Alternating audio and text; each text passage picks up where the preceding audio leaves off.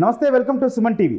కాంగ్రెస్ నాయకురాలు షర్మిల మాజీ ఎంపీ కొనతాల రామకృష్ణతో భేటీ కావడం ప్రస్తుతం రాజకీయ వర్గాల్లో తీవ్ర చర్చనీయాంశమైంది.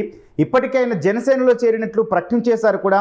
అయితే తాజాగా కాంగ్రెస్ నాయకురాలు షర్మిల ఆయనతో కలవడం వెనక రాజకీయంగా ఏమైనా చర్చ జరిగిందా? ఇప్పటికే వైఎస్ఆర్సీపీ పట్ల షర్మిల విమర్శలు చేస్తున్న నేపథ్యంలో వైఎస్ఆర్సీపీ నుంచి బయటకు వచ్చిన కొనతాల రామకృష్ణ దీని గురించి ఏమైనా చర్చ జరిగిందా? దీనిపై మాట్లాడదాం. ప్రస్తుతం మనతో పాటు ఉన్నారు Suman TV news chief editor Keshav గారు. గజం కేవలం 500 రూపాయలతో 1210 గజాల భూమి కేవలం 6 లక్షలు మాత్రమే. సార్ నమస్తే. సార్ నమస్తే గౌతమ్. సార్, ఇదొక ఇంట్రెస్టింగ్ కలిగించే కలయిక అని చెప్పుకోవచ్చు. ఎందుకంటే కుటుంబ పరంగా చూసినా చాలా సన్నిహితులు కొనతాల రామకృష్ణ కావచ్చు, షర్మిల కావచ్చు.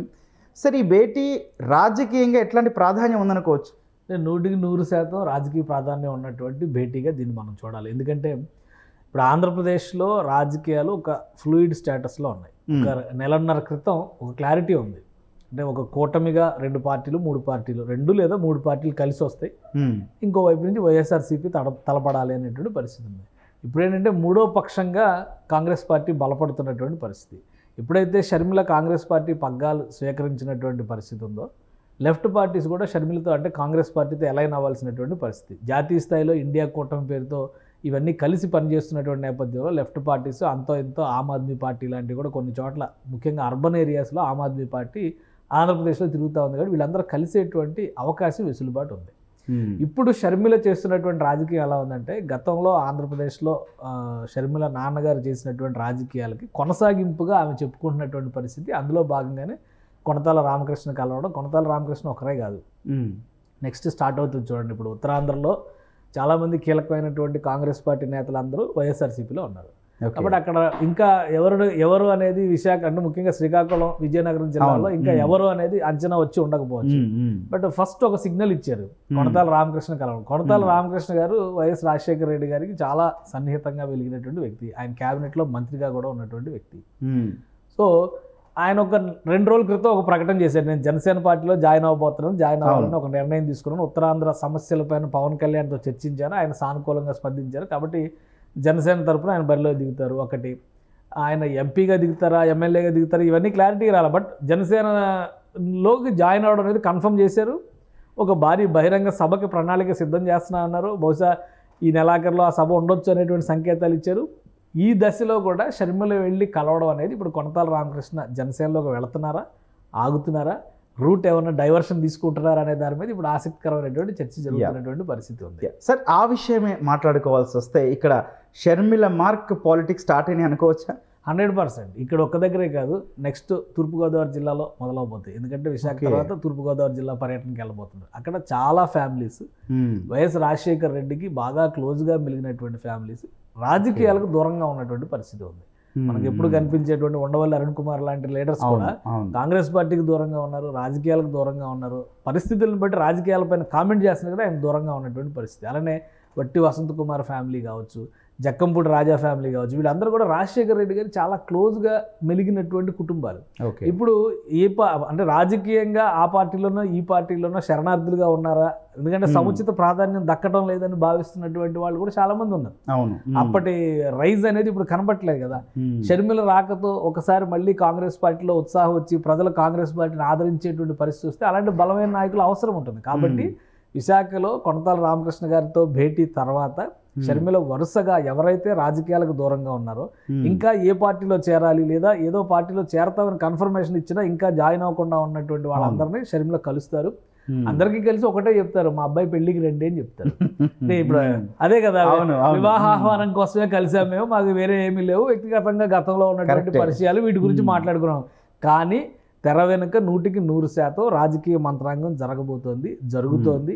దాని ఫలితాలు ప్రభావం ఎలా ఉంటుంది అనేది అటు వైఎస్ఆర్సీపీకి ఎఫెక్ట్ చూపిస్తాయా, ఇప్పుడు టీడీపీ జనసేన కూటమికి ఎఫెక్ట్ చూపిస్తాయా అనేది కాలం డిసైడ్ చేయాల్సినటువంటి అంశం. కానీ మొదటి భేటీ అనేది జనసేనలో చేరబోతున్నటువంటి నాయకుడితో కలిసింది. కాబట్టి ఇప్పుడు ఇది ఎలా ఉంటుందంటే, ఆయన జాయిన్ అవ్వకుండా కాంగ్రెస్ వైపు మరలాడు అనుకోండి, ఇంకా జాయిన్ కాలేదు కాబట్టి అప్పుడు లెక్క వేరేగా ఉంటుంది. కాబట్టి విపక్షాలకు కూడా కొంచెం ఇబ్బందికరమైనటువంటి సందర్భంగానే మనం చూడాల్సి ఉంటుంది. ఎప్పటివరకు ప్రభుత్వ వ్యతిరేక ఓటు మొత్తం కూడా ఒకటే సైడ్ కన్సాలిడేట్ అయింది, తెలుగుదేశం పార్టీ ఆధ్వర్యంలో ఉన్నటువంటి కూటమి ఆ ఓటుని దక్కించుకుంటుంది అనుకున్నాం. కానీ ఇప్పుడు ఒక బలమైనటువంటి ప్రత్యర్థిగా, బలమైనటువంటి కంటెండర్గా షర్మిల నిలబడేటువంటి అవకాశాలు అయితే స్పష్టంగా కనిపిస్తుంది. కానీ సార్ ఇన్నాళ్ళు కాంగ్రెస్కి అక్కడ ప్రాభవం కోల్పోవచ్చు, ఉనికి కోల్పోవడానికి కారణము రాష్ట్రాన్ని విభజించిందనే ఒక అపప్రద. షర్మిల చేరికతోటి ఇట్లాంటి కొనతాల రామకృష్ణ అంటే నాయకులు కావచ్చు, మీరు అన్నట్టు తూర్పుగోదావరి జిల్లా నాయకులు కావచ్చు, ఆ సరిహద్దు దాటేస్తున్నారు అనుకోవచ్చా? అంటే ఇంకా విభజన అంశం మర్చిపోయారు అనుకోవచ్చా? వాస్తవానికి 10 ఏళ్ల కాలం అనేది మర్చిపోయినట్టుగానే మనం చూడాల్సి ఉంటుంది. ఇప్పుడు ఒక తప్పు చేసిన వాడికి కూడా మనం మాక్సిమం పనిష్మెంట్ 14 సంవత్సరాలు వేస్తాం కదా మొత్తంగా కలిపి. ఆ లెవెల్ని బట్టి చూస్తే ఇక్కడ పరిస్థితులు ఎట్లా ఉన్నాయి? ఇప్పుడు కాంగ్రెస్ పార్టీ రాష్ట్ర విభజనకి కారణమైనటువంటి అంశాల కంటే కూడా ప్రస్తుతం రాష్ట్రం ఉన్నటువంటి పరిస్థితిపైకి బాధ్యత వహించాల్సినటువంటి పార్టీలు 2 సార్లు, గతంలో తెలుగుదేశం ప్రభుత్వం అధికారంలో ఉంది, ఇప్పుడు వైఎస్ఆర్సీపీ ప్రభుత్వం అధికారంలో. ఈ 2 బాధ్యత వహించాలి. ఇంకోటి, కేంద్రంలో 10 ఏళ్లుగా అధికారంలో ఉన్నటువంటి బీజేపీ రాష్ట్ర విభజన సహేతుకంగా జరగలేదని పదే పదే చెప్పేటువంటి ప్రధానమంత్రి నరేంద్ర మోడీ ప్రధానమంత్రి హోదాలో మన్మోహన్ సింగ్ గారు ఇచ్చినటువంటి హామీని ఎందుకు నిలబెట్టుకోలేదనే ప్రశ్న కూడా ఇప్పుడు షర్మిల అడుగుతున్నారు. దానికి సమాధానం ఖచ్చితంగా చెప్పాల్సినటువంటి అవసరం ఉంటుంది. విభజన హామీలు ఏవీ అమలు చేయలేదనేటువంటి మాటను ఆమె ప్రస్తావిస్తుంది. కాబట్టి ప్రజలను వీళ్ళు ఏ విధంగా కన్విన్స్ చేస్తారు? మేము ఇన్ని చేయగలిగాం, మా పరిధిలో ఉన్నవి ఇవి లేనివి కాబట్టి మేము చేయలేకపోయామని చెప్పగలుగుతారా?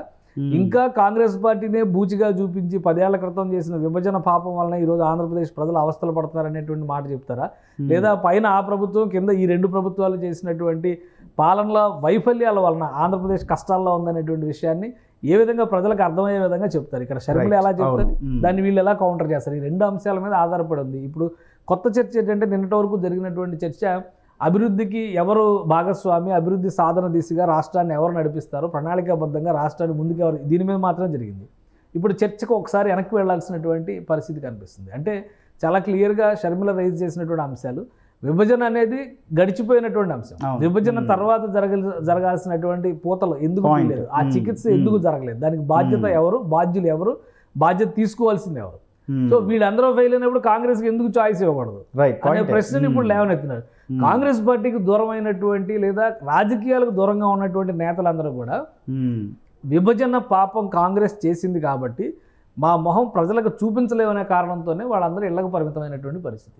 ఈరోజు షర్మిల రాక తర్వాత కాంగ్రెస్ పార్టీలో కొంత రివైవ్ అవుతున్నటువంటి, పునరుత్తేజం పొందుతున్నటువంటి నాయకత్వాన్ని చూసిన తర్వాత మళ్ళీ వీళ్ళందరూ కూడా ప్రజల దగ్గరికి వెళ్ళొచ్చు. 10 ఏళ్ళుగా మేము చేసిన తప్పుకు 10 ఏళ్ళు శిక్ష అనుభవించారు కాబట్టి ఇప్పుడు కాంగ్రెస్ పార్టీని మీరు ఎందుకు కన్సిడర్ చేయరని అడగొచ్చు. కాబట్టి అడిగేందుకైతే ఒక వెసులుబాటు ఉంది. దానికి కావాల్సినటువంటి రూట్ మ్యాప్ షర్మిల రెడీ చేస్తున్నట్టుగా కనిపిస్తుంది. ఇప్పుడు బాధ్యత తీసుకున్నటువంటి పిసిసి చీఫ్గా బాధ్యత తీసుకున్నటువంటి ఒక్క రోజులోనే ఆల్రెడీ రాష్ట్రంలో ఇప్పుడు 26 జిల్లాలు ఉన్నాయి. 26 జిల్లాలకి ఒక ప్రణాళికను రెడీ చేసేదిగా రోజుకు 3 జిల్లాల చొప్పున కవర్ చేస్తూ వెళ్తున్నారు కదా.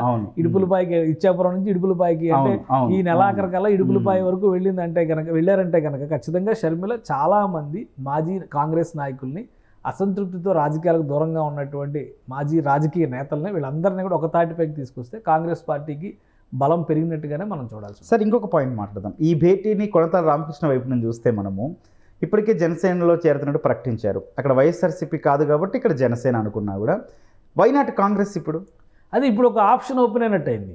ఇప్పుడు ఆయన ఆలోచించడానికి అవకాశం ఉంటుంది. ఆయనకి ఎటువంటి, ఇప్పుడు ఆళ్ళ రామకృష్ణారెడ్డి జాయిన్ అయ్యారు మంగళగిరి ఎమ్మెల్యే అన్కండిషనల్గా. ఆల్రెడీ నేను వైఎస్ఆర్ ఫ్యామిలీకి లాయల్గా ఉన్నాను, జగన్మోహన్ రెడ్డి గారి దగ్గర న్యాయం జరగలేదు కాబట్టి రాజశేఖర రెడ్డి గారి బిడ్డగా షర్మిల గారి దగ్గరికి వెళ్తున్నాను. ఫస్ట్ టికెట్ కాంగ్రెస్ పార్టీకి సంబంధించి ఆళ్ళ రామకృష్ణారెడ్డిది అనేటువంటి చర్చ నడుస్తుంది. ఎందుకంటే మంగళగిరి ఎమ్మెల్యే పోటీలో శాసనసభ సభ్యుడిగా అక్కడ బరిలో దిగబోయేది కాంగ్రెస్ అభ్యర్థి. ఆల్రెడీ 2 పార్టీల అభ్యర్థులు డిసైడ్ అయిపోయారు. ఎందుకంటే వైఎస్ఆర్సీపీ ఆల్రెడీ గంజి చిరంజీవికి ఇచ్చేస్తారు టికెట్ అనేది ఒక క్లారిటీ ఇచ్చారు. ఇక తెలుగుదేశం పార్టీ కంటే నారా లోకేష్ ఖచ్చితంగా కంటెస్ట్ చేస్తానని తేల్చి చెప్తున్నటువంటి పరిస్థితి. కాబట్టి అక్కడ నుంచి డిక్లేర్ చేయాల్సినటువంటి అవసరం లేదు. కాంగ్రెస్ పార్టీ ఇప్పుడు 3వ అభ్యర్థిగా సిట్టింగ్ ఎమ్మెల్యేని నిలబెట్టుతుంది అనేటువంటిది క్లారిటీ వచ్చినట్టు. ఆయన సిట్టింగ్ ఎమ్మెల్యే కాబట్టి ఖచ్చితంగా ఆయనకి ఇస్తారు. అలాంటి ప్రయారిటీలు ఇస్తున్నటువంటి నేపథ్యంలో కాంగ్రెస్ పార్టీలో గత కాలపు కాంగ్రెస్ కంటే ఇప్పుడు ఉన్నటువంటి కాంగ్రెస్కి సంబంధించి ఒక స్పష్టత ఉంది అనేటువంటి అభిప్రాయం ఉంది. రాజకీయంగా స్తబ్దత పాటిస్తున్నటువంటి నాయకులందరూ కూడా మొగ్గు చూపించడానికి ఆస్కారం ఉంది. కొనతాల రామకృష్ణ ఆ ఫ్యామిలీతో ఉన్నటువంటి అసోసియేషన్ దృష్టిలో పెట్టుకొని చూస్తే తన నిర్ణయం పైన పునరాలోచన చేయడానికి కూడా అవకాశం ఉంది. అయితే ఆయన ఒక మాట ఏం చెప్పారంటే, ఆల్రెడీ సమస్యలన్నీ కూడా నేను పవన్ కళ్యాణ్ గారికి వివరించాను, షర్మిల గారితో ఉన్నది వ్యక్తిగతమైనటువంటి బాంధవ్యం, ఆ విషయాలపైనే మాట్లాడాం. కాబట్టి రాజకీయంగా ఏం చేయాలనేది తర్వాత నిర్ణయం తీసుకుంటారు. ఇప్పుడు ఆల్రెడీ ఒక నిర్ణయం తీసుకున్నారు కాబట్టి ఆ నిర్ణయాన్ని సమీక్షించుకోవాల్సినటువంటి అవసరం లేదనే ధోరణిలోనే మాట్లాడారు. కాబట్టి 100% కొనతాల రామకృష్ణ జనసేనలో జాయిన్ అవ్వడం ఖరారు. షర్మిల ప్రయత్నం అంతా 2024 ఎన్నికల కోసం అనిపించడం లేదు. బహుశా నెక్స్ట్ ఎలక్షన్స్ కావాల్సినటువంటి గ్రౌండ్ వర్క్ ఇప్పటి నుంచి స్టార్ట్ చేసినట్టుగా మనం అర్థం చేసుకోవాల్సి ఉంటుంది. Right sir, thank you. Right, మొత్తంగా ఆ షర్మిల కొనతాల భేటీ రాజకీయంగా ఇది తీవ్ర చర్చనీయాంశమైంది. కాంగ్రెస్ పగ్గాలు చేపట్టిన నుంచి ఆ షర్మిల మార్క్ పాలిటిక్స్ ఆంధ్రప్రదేశ్ రాజకీయాల్లో చాలా స్పష్టంగా కనిపిస్తున్నాయి. జాయినింగ్స్ పెరిగే అవకాశాలు కూడా కనిపిస్తున్నాయి. కానీ ఇప్పటికే కొనతాల జనసేనకు సంబంధించి అందులో జాయిన్ అవుతున్నట్టు ప్రకటన చేశారు కాబట్టి మరి ఆయన పునరాలోచన చేసే అవకాశాలు ఉన్నాయేమో చూద్దాం. కానీ మొత్తానికి ఆ షర్మిల స్పీడ్ చూస్తుంటే విపక్షాలకు మాత్రం విషయంలో కాస్త ఇబ్బంది కలిగించే పరిణామాలు అయితే కనిపిస్తున్నాయి. Thank you.